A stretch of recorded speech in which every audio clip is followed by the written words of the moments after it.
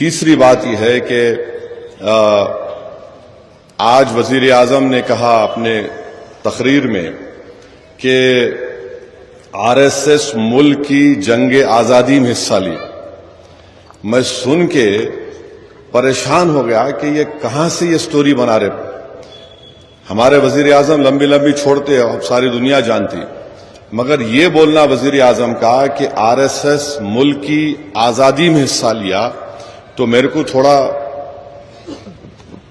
पढ़ने का शौक है। अगर मुझे नहीं मालूम तो जिनके पास इल्म है उनको तंग करता हूं मैं। तो मालूम यह हुआ कि आरएसएस का एक भी आदमी मुल्क की आजादी में अपनी जान नहीं गंवाया, एक भी आदमी। अगर नाम है तो बता दो हमको। आरएसएस का कोई भी आदमी आरएसएस के बनने के बाद जेल को नहीं गया। अब तारीख ये बताती है कि हेगडेवर जो बानी है आरएसएस के, जो आज 100 साल बनाए, आरएसएस बनने से पहले वो कांग्रेस के मेंबर थे, और हेगडेवर कांग्रेस के मेंबर होते हुए ये बात, उनकी जो बायोग्राफी लिखी गई, बायोग्राफी लिखने वाले का नाम चंद्रशेखर परमानंद भिशिकर था।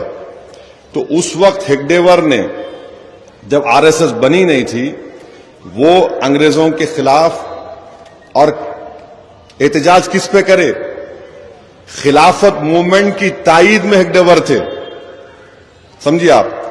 तो खिलाफत मूवमेंट की ताईद में थे, तकरीर करे, पकड़े गए, 1 साल जेल में थे।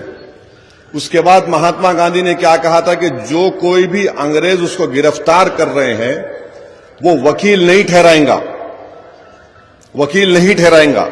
मगर हेगडेवर वकील ठहरा लिए। एक ये देखो आप बेचैनी उनकी। दूसरा, जो डंडी मार्च हम बोलते, जो नमक का जो तारीख में आया 1930 में, उस वक्त हेगडेवर जेल को गए, और जेल में और उन्हीं की इस चंद्रशेखर परमानंद भिशिकर की किताब में वो लिख रहे कि हेगडेवर उसमें इसलिए हिस्सा लिए ताकि वो लोग जो जंग आजादी में हिस्सा ले रहे थे उनको आरएसएस में शामिल कर ले। मकसद ये नहीं था, मकसद ये था कि आरएसएस में शामिल करना इनको। तीसरा, आप देखिए कि क्विट इंडिया मूवमेंट हुआ 1942 में। 1942 में क्विट इंडिया मूवमेंट हुआ। उसमें प्राइम मिनिस्टर बोलते चिमूर मूवमेंट। भाई उसमें तो कई वॉलंटियर थे, आप कैसा उसमें, माने आप उंगली काट के भी शहीदों में शामिल नहीं हो सकते। वहां भी एक प्रधानमंत्री लंबी दे दिए।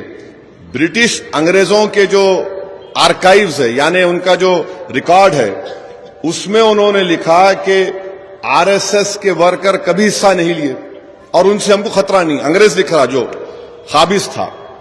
अब चौथी बात यह है कि जब क्विट इंडिया मूवमेंट हो रहा था, क्विट इंडिया मूवमेंट हो रहा था, तो श्यामा प्रसाद मुखर्जी फजलुल हक के साथ डिप्टी सीएम थे। और फजलुल हक कौन था? ये वो आदमी था फजलुल हक जिसने मुस्लिम लीग की इजलास में पाकिस्तान बनाने का रेजोल्यूशन मूव किया, और श्यामा प्रसाद मुखर्जी उसके साथ डिप्टी सीएम थे। ये 4 चीजें, इसका जवाब भारत के प्रधानमंत्री नहीं देंगे। फिर ऑर्गेनाइजर एक आरएसएस की मैगजीन है।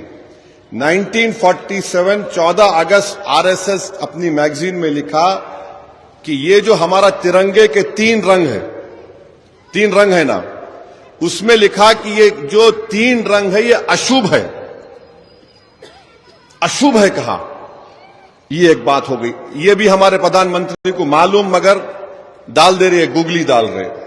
दूसरा, आप देखेंगे 23 नवंबर 1949 जब हम संविधान अपनाने, आईन हम अपने आप को अपना लिए, बना लिए, जिसको बाबा साहेब अम्बेडकर और मुल्क के मुजाहिदीन आजादी ने बनाया, तो आरएसएस ने क्या लिखा कि हमको ये संविधान की जरूरत नहीं है। ऑर्गेनाइजर में लिखा हमको मनुस्मृति चाहिए। मनुस्मृति मुसलमानों का नहीं है, वो तो हमारे हिंदू भाइयों के खिलाफ है। अच्छा, फिर सावरकर ने एक टेलीग्राम दिया था। टेलीग्राम किसको दिया था? अंग्रेज क्वीन को। बहुत बड़े मुजाहिदी आजादी, कि आप ये सब क्या कर रहे हैं? आप नेपाल के बादशाह को दे दो ये मुल्क, उनको किंग बना दो, उन हिंदुओं के किंग हैं। ये तारीख है, हमको एक एक चीज मालूम। आज वजीर आजम ये जो बात कर रहे हैं ना, ये बिल्कुल गलत है। अच्छा, इनका एक और चीज है, आप